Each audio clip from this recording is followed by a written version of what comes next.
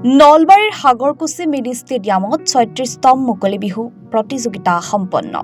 নলবাৰীৰ বনভাগ উদয়ন সংঘ আৰু গ্ৰাম্য পুথিভঁৰালৰ সৌজন্যত সাগৰকুছি মিনি ষ্টেডিয়ামত অনুষ্ঠিত কৰা মুকলি বিহু প্ৰতিযোগিতাৰ সফল সামৰণি পৰে।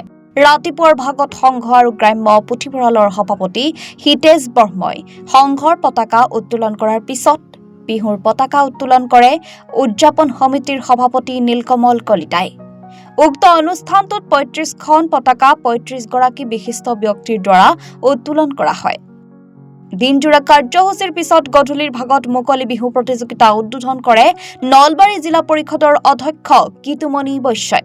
অসমৰ বিভিন্ন প্ৰান্তৰ প্ৰায় ৩০টাকৈ বিহুৱা দলে অংশগ্ৰহণ কৰা মুকলি বিহু প্ৰতিযোগিতাৰ সময়ছোৱাত কেইবাগৰাকীও গণ্যমান্য ব্যক্তিক বিহু উদযাপন সমিতিয়ে আদৰণি জনায়।